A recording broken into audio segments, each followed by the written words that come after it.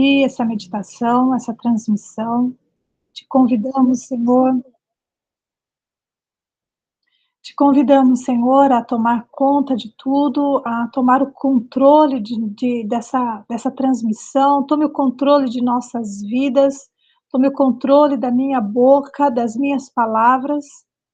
Senhor, que eu diminua e que tu cresças, Pai. Nós consagramos a ti cada palavra que vai ser dita aqui, Senhor, e que seja para edificação, para crescimento, para engrandecimento do teu nome. Em nome de Jesus, amém.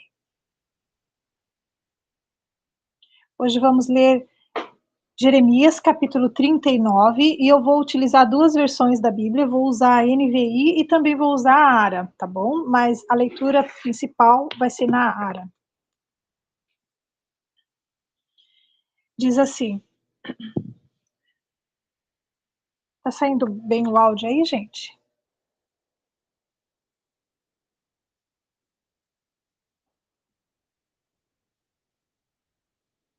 Estão me ouvindo?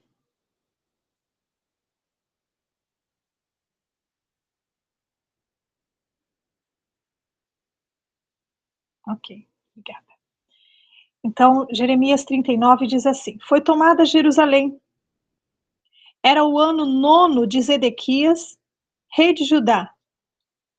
No mês 10º, quando veio Nabucodonosor, rei da Babilônia, e todo o seu exército contra Jerusalém e a cercaram. Era o 11º ano de Zedequias, no 4º mês.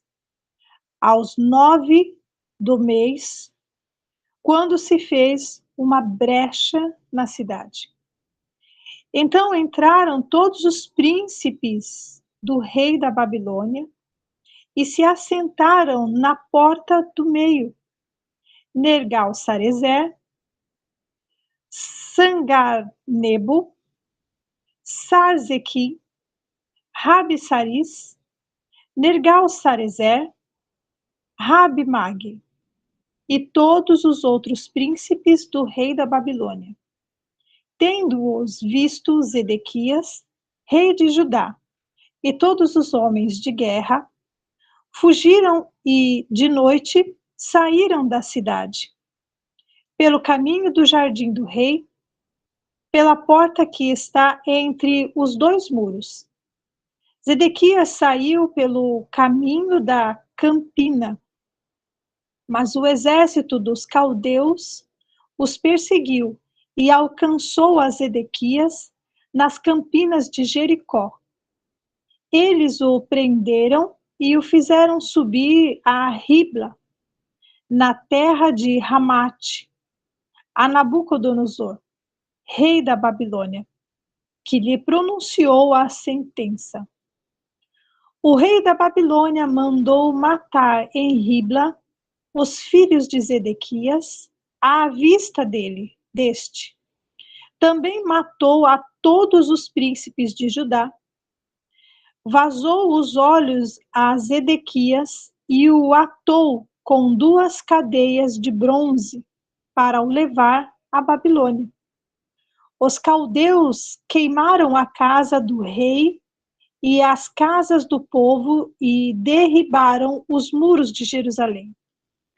O mais do povo que havia ficado na cidade, os desertores que se entregaram a ele e o sobrevivente do povo, Nebuzaradã, chefe da guarda, levou os cativos para a Babilônia.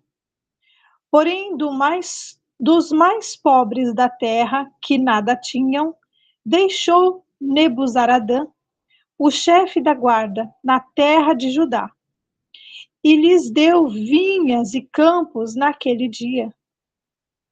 Mas Nabucodonosor, rei da Babilônia, havia ordenado acerca de Jeremias a Nebuzaradã, o chefe da guarda, dizendo: Toma-o, cuida dele e não lhe faças nenhum mal, mas faze-lhe como ele te disser. Deste modo, Nebuzaradã o chefe da guarda, ordenou a Nebuzazban, Rabezares, Nergal-Sarezer, Rabi-Mag e todos os príncipes do rei da Babilônia. Mandaram retirar Jeremias do átrio da guarda e o entregaram a Gedalias, filho de Aicão, filho de Safã, para que o levasse para o seu palácio. Assim, habitou entre o povo. Ora, tinha vindo a Jeremias a palavra do Senhor, estando ele ainda detido no átrio da guarda, dizendo: Vai e fala a Ebed-Meleque, o etíope, dizendo: Assim diz o Senhor dos Exércitos, o Deus de Israel: Eis que eu trarei as minhas palavras sobre esta cidade para mal e não para bem, e se cumprirão diante de ti naquele dia. A ti, porém, eu livrarei naquele dia, diz o Senhor, e não serás entregue nas mãos dos homens a quem temes, pois certamente te salvarei e não cairás à espada, porque a tua vida te será como um despojo, porquanto confiaste em mim. Amém. Bom, esse é um trecho curto, porém com muitos nomes que fazem um pouco de trava-língua, então é importante anotar o nome deles para a gente conseguir compreender o contexto, né, de quem é quem aqui. Então, quando ele fala sobre Nergal-Sarezer, ele é rei Neriglissar. Esse cara, ele era genro de Nabucodonosor. Ele, né? No contexto histórico, só para você entender quem é quem, então, esse cara, ele era genro de Nabucodonosor, um dos herdeiros ali, né? E quando a Bíblia fala em brecha, aqui no versículo 2, né, fala brecha na cidade. Nós temos uma outra referência em 2 Reis, capítulo 25, verso 4 e 5. Então, a cidade foi arrombada. Uau! E todos os homens de guerra fugiram de noite pelo caminho da porta, que está entre dois muros, perto do jardim do rei, a despeito de os caldeus se acharem contra a cidade em redor. O rei fugiu pelo caminho da campina, porém o exército dos caldeus perseguiu o rei Zedequias e o alcançou nas campinas de Jericó, e todo o exército deste se dispersou e o abandonou. Esse cerco que tinha sido formado em Jerusalém, né, ele durou cerca de 36 meses. Então, ele foi ali do dia 15 de janeiro de 588, né, até, na verdade, eu estou falando janeiro, né, aqui, mas é 15 do primeiro mês de 588. Então, o calendário deles é diferente do nosso. Até 18 do sétimo mês de 586 a.C. Então, somando tudo, cerca de 36 meses. E então, Jeremias, ele foi entregue a esse cara, Nebuzaradã. Eu falei bastante esse nome, então já estou conseguindo pronunciar um pouco melhor. Nebuzaradã. Tenho certeza que essa não é a pronúncia correta, mas ok. Ele era chefe da guarda de Judá, né? Aliás, Nebuzaradã, ele era chefe da guarda de Judá.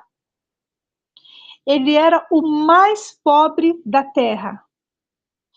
E ele ganhou ali com esse, né, depois do cerco, tudo, depois da tomada ali de Jerusalém, ele ganhou vinhas e campos, né, e a missão que ele recebeu foi de cuidar de Jeremias. Então, a sua primeira ordem foi dada aos príncipes babilônicos que levassem Jeremias para Gedalias.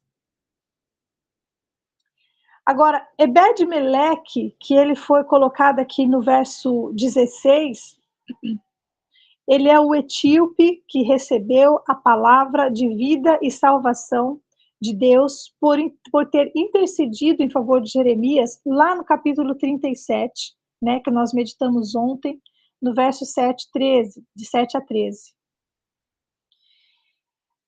Aqui no capítulo de hoje, nós temos no verso 12,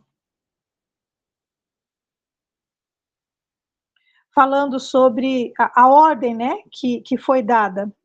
Toma-o, cuida dele e não lhe faça nenhum mal, mas faze-lhe como ele te disser. Deus cuida dos seus filhos. Jeremias, ele tinha entregue tudo que o Senhor tinha ordenado para ele. E quando ele não queria entregar, a Bíblia diz em capítulos anteriores que a palavra de Deus queimava dentro dele, era mais forte do que ele, era insuportável, né?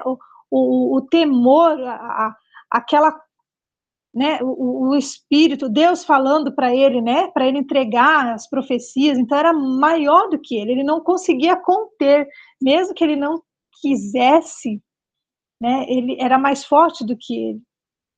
E a maioria das palavras que ele precisou entregar foram palavras de confronto, palavras de arrependa-se, palavras de voltem, vocês estão fazendo tudo errado, vocês estão fazendo lambança, não é assim que se faz. Não foi fácil para ele. Só que Deus sempre esteve cuidando dele. Nós temos aqui a passagem em Salmos, capítulo 105, Salmo 105, 14, 15, diz assim: a ninguém permitiu que os oprimisse antes, por amor deles. Repreendeu a reis, dizendo: não toqueis nos meus ungidos, e nem maltrateis os meus profetas. Deus cuida dos seus filhos, dos seus profetas. E há uma promessa do Senhor em relação à proteção. Ai daquele que tocar no filho dele. Nós temos também escrito em 1 Pedro, capítulo 3, verso 13, assim: ora, quem é que vos há de maltratar, se fordes zelosos do que é bom? Mas, ainda que me venhais a sofrer por causa da justiça, bem-aventurados sois. Nós, às vezes, não acreditamos, né? Porque a nossa natureza humana acredita naquilo que está vendo a olhos nus. A gente não consegue compreender como que as coisas estão sendo injustas em determinados momentos da vida, como que Deus não está vendo, como que Deus não está nos ajudando, por que que Deus está fazendo isso, por que que isso está acontecendo. Então a gente entra em vários tipos de questionamentos, mas nós temos a promessa do Senhor, assim como foi dada a Jeremias, também a nós é dada. Então, se nós prevalecermos, né, a palavra diz,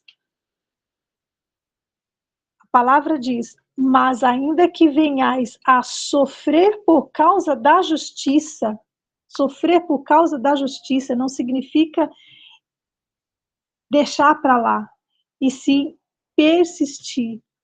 A palavra de justiça não agrada às pessoas, porque as pessoas querem viver em pecado, querem viver do jeito que querem, sem regras, sem lei, sem amor, querem viver na perdição. E o Senhor nos dá a promessa de bem-aventurança se a gente permanecer no caminho da justiça, mesmo que ele seja doloroso. Nós temos em Daniel, capítulo 9, verso 12 e 14, ele confirmou a sua palavra, que falou contra nós e contra os nossos juízes que nos julgavam, e fez vir sobre nós grande mal, porquanto nunca debaixo de todo o céu aconteceu o que se deu em Jerusalém, como está escrito na lei de Moisés. Todo esse mal nos sobreveio, apesar disso, não temos implorado o favor do Senhor nosso Deus, para nos convertermos de nossas iniquidades e nos aplicarmos à tua verdade. Ora, então nós temos aqui a Bíblia dizendo para nós que é porque a gente não volta, a gente não se humilha, a gente não se arrepende, porque o Senhor espera que a gente se derrame aos pés dele e clame. Ele espera que a gente peça perdão, que a gente se arrependa. E as pessoas não querem fazer isso. Então, tapar os olhos, fingir que não está vendo nada, autoriza as desgraças na vida da pessoa.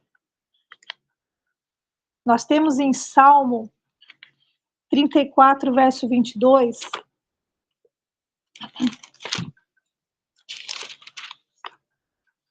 diz assim: o Senhor resgata a alma dos seus servos e dos que nele confiam. Nenhum será condenado. Nenhum filho que confia no Senhor será condenado. E como que faz para confiar? É só falar? Falar é fácil, né? Mas viver isso de verdade, sentir isso na pele, sentir essa... Não é fácil, gente, não é fácil, e a gente precisa persistir. Sabe, quando a Bíblia fala de Jerusalém aqui, né, Jerusalém, Judá, que foi sitiada ali, né, que foi tomada pelos babilônicos, isso já era decretado pelo Senhor há muitos capítulos atrás, já está sendo dito sobre isso. E o tempo todo o povo está tendo a oportunidade de se arrepender, de corrigir os seus erros, né? E aqui nós temos Jerusalém. Jerusalém, eu penso assim, que Jerusalém somos nós somos Jerusalém, nós somos a igreja de Cristo. Os nossos muros de proteção contra Satanás, ele é selado com o sangue de Cristo, ele é impenetrável. Jerusalém, a nossa vida, só pode ser destruída como? De dentro para fora. É de dentro para fora que existe a autorização, que existe a destruição. Está escrito em Mateus, capítulo 6, verso 22. Eu escrevi aqui. Mateus, capítulo 6, 22 e 23, fala assim: seus olhos são como uma lâmpada que ilumina todo o corpo. Quando os olhos são bons, todo o corpo se enche de luz. Mas quando os olhos são maus, o corpo se enche de escuridão. E se a luz que há em vocês é, na verdade, escuridão, como é profunda essa escuridão? Gente, o pecado, ele estava em Jerusalém, o pecado estava no rei. Ele estava onde, gente? Quem era? O rei representa liderança, representa a autoridade. Só que ele não se preocupou em conduzir o povo de Deus. Ele não se preocupou em conduzir o povo e no arrependimento. Então, de todas as formas, de todas as maneiras, ele tentou driblar as advertências de Deus. Então, sabe, esse versículo eu acabei de ler porque, sabe, os nossos olhos, né, é a janela da nossa alma, não é verdade? Então, tudo aquilo que a gente vê vai entrar para a nossa alma. Então, o que a gente está vendo, né? O que a gente está permitindo entrar dentro de Jerusalém? O que a gente está permitindo entrar, passar para o lado de dentro da muralha, do muro impenetrável? Como que a gente está permitindo que a nossa vida, que a nossa cidade, que o corpo de Cristo seja destruído, seja aberta uma brecha, uma autoridade, uma legalidade para Satanás entrar? Como? Através dos nossos olhos, aquilo que a gente está vendo, aquilo que a gente está se alimentando, o que nós estamos recebendo para dentro, o que nós estamos ingerindo. Zedequias, ele viu o pecado. Ele sabia o que precisava ser feito. Ele sabia o tempo todo, mas os olhos dele estavam em trevas. Ele era o líder. Ele era responsável por toda a cidade. E ele permitiu a destruição de Jerusalém. Por quê? Por causa do orgulho, porque ele não permitiu o favor de Deus. Ele teve a oportunidade de se arrepender, de voltar atrás. Está escrito aqui, olha, no verso 17 do capítulo 38, que nós lemos ontem.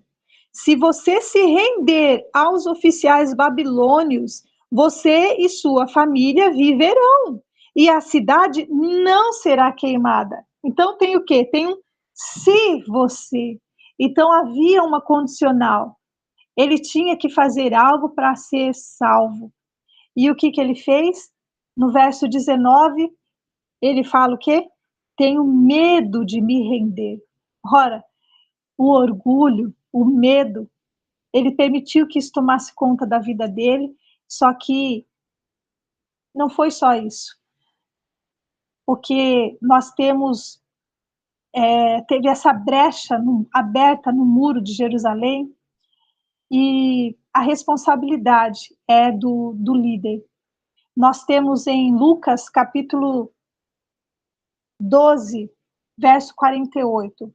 A quem muito foi dado, muito será pedido. E a quem muito foi confiado, ainda mais será exigido. Então, quanto maior a responsabilidade, quanto mais recebe do Senhor, maior a responsabilidade. E o rei tinha a responsabilidade de Jerusalém. Só que no meio dessa cidade, né, no meio desse caos, que a gente já viu que a consequência disso tudo, onde ele fechou os olhos ali, ele não quis permitir, né, o arrependimento, não quis permitir que houvesse salvação para aquele povo, trouxe condenação, e ele viu os próprios filhos sendo assassinados na frente dele. Então a Bíblia diz que foram mortos na frente dele os filhos, as mulheres, as suas mulheres, os líderes, né, os capitães, os chefes, líderes de guerra, né, foram todos mortos na frente dele. As pessoas especiais, todos foram mortos na frente dele. Ele teve que ver aquilo. E depois que mataram tudo, mataram a todos, então os olhos dele foram furados. Ele ficou cego, os olhos dele foram furados. E aí, então, é que ele foi levado até o rei da Babilônia.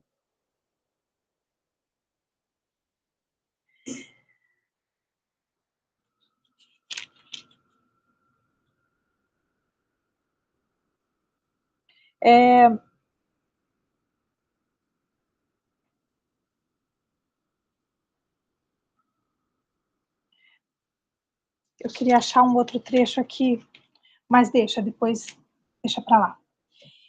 Então, os olhos dele foram furados, e aí ele foi levado ao rei. Isso é a palavra de Deus se cumprindo, exatamente como foi dito. Só que no meio desse caos todo, no meio dessa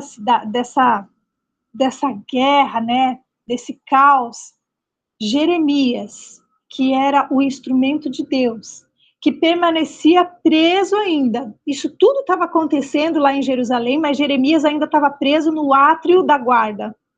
E ele foi localizado por ordem de Nabucodonosor. Essa ordem foi dada a Nebuzaradã, aqui no versículo 11. Ele era capitão da guarda, para que cuidasse dele e não deixasse que ele fosse ferido. Está no verso 12. Então, aqui eu quero trazer, né, Deus usa quem ele quiser para que a sua promessa se cumpra. Certa vez ele não usou uma jumenta, aqui ele está usando o rei da Babilônia para que se cumprisse a promessa na vida de Jeremias. na qual foi dito que nenhum mal aconteceria a ele. Então, o cerco estava pegando fogo ali, estava tudo sendo destruído, mas ele foi localizado e foi protegido através de uma ordem dada por Nabucodonosor. Deus pode usar o acusador para que um objetivo seja alcançado. Pessoas improváveis podem ser instrumento de Deus em determinadas fases da nossa vida para que o plano de Deus seja feito. Então, é hora da gente abrir os nossos olhos e enxergar, né, qual é o propósito de Deus para nossas vidas através de algumas pessoas. E não é aquela aparência momentânea, e sim o propósito de Deus. E ele vai usar quem ele quiser para que seja cumprido o decreto dele na nossa vida. No verso 14, mandaram tirar Jeremias da prisão. Está escrito no verso 14. Ele foi levado ao governador Gedalias. Mas só que antes dele sair da prisão, Deus mandou ele entregar uma mensagem para quê? Para o etíope, como está escrito lá no 38, verso 7, né? Ebed-Meleque. Ebed-Meleque foi aquele etíope que intercedeu em favor de Jeremias. Um homem que não tinha o contexto ali, né? Não foi citado antes, mas nesse momento ele aparece como intercessor na vida de Jeremias. E a palavra de Deus para ele foi: darei a você sua vida. Uau! Na outra versão, na NVI, está escrito aqui, assim, essa passagem que eu quero trazer aqui para a gente finalizar. Você verá, assim, eu vou ler completo. Assim diz o Senhor dos Exércitos, o Deus de Israel: farei a esta cidade tudo que prometi. Enviarei calamidade e não o bem. Você verá, você haverá, você vai ver ela ser destruída. Mas eu o livrarei daqueles que você tanto teme, porque confiou em mim. Darei a você sua vida como recompensa. Eu o resgatarei e o protegerei. Eu, o Senhor, falei. Uau! Gente, quanto vale a nossa vida com vida? Parece até um gerúndio, né? Mas pense um pouco, porque viver com vida é diferente de viver com morte. Viver com vida é diferente de viver em prisão, em cativeiros, com dor, porque quando Jesus morreu na cruz, ele nos entregou a promessa de vida em abundância. Essa vida foi prometida, foi conquistada na cruz por nós, está disponível e acessível a todos. Só que muitas vezes nós queremos viver na morte. Só que hoje Jesus nos convida a viver com vida. E esse é o presente de Deus para nós. Então eu quero que vocês pensem um pouco a respeito disso. Quanto vale a nossa vida com vida? A fidelidade e a coragem desse etíope, né, de Ebed-Meleque, ela nunca foi esquecida na memória de Deus. Então, a nossa fidelidade, a nossa fé em Cristo, a nossa perseverança, a nossa intercessão, ela nunca vai ser esquecida. A gente não precisa ser colocado em lugares de destaque, porque o importante é nós estarmos na lembrança de Deus. Se Deus está lembrando de nós, então nós temos vida em vida. Às vezes a gente não está vivendo, a gente só está sobrevivendo. E sobreviver é diferente de viver. Deus quer que a gente viva com vida e não com morte. Então eu quero deixar essa palavra hoje para que a gente pense na nossa vida com vida e não com morte. Porque quando nós intercedemos, quando nós clamamos ao Senhor e somos fiéis, independente de qual seja o cenário, porque era um cenário de caos, um cenário de destruição, e o Senhor permitiu que ele visse, ele diz, verá, ele não diz, vão te contar, vão ter uma historinha, não, ele diz, verá com os teus próprios olhos. Então, havia um caos total ali, e o Senhor ainda prometeu para ele, você vai viver em vida. E foi isso que aconteceu, por causa da lembrança que Deus tinha em relação a ele, por ele ter intercedido em favor do filho dele, Jeremias. Então, ambos foram socorridos pelo favor de Deus. Aquele que antes sofreu para entregar a palavra e no momento estava na prisão, como também aquele que intercedeu em favor dele, um desconhecido que servia ao rei, mas que era um eunuco, um etíope, mas ele foi lembrado por Deus e recebeu a vida. E essa é a palavra de hoje para nós, que a gente tenha vida em vida, viver com vida e não viver com morte. Amém? Senhor, nós entregamos a Ti esse momento, essa meditação.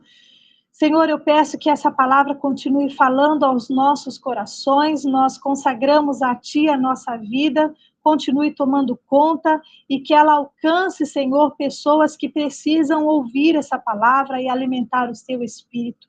Te dou graças e te bendigo, porque o Senhor tem dado vida para nós nessa vida. Obrigada, Senhor, porque o teu Espírito intercede por nós nessa terra. Quem intercede por nós é o Espírito Santo de Deus. Aqui nessa história, quem intercedeu por Jeremias foi o etíope. Mas hoje quem intercede por nós é o teu Espírito e eu sou grata a ti, Pai. Eu entrego a ti a minha vida, em nome de Jesus. Amém. Amém.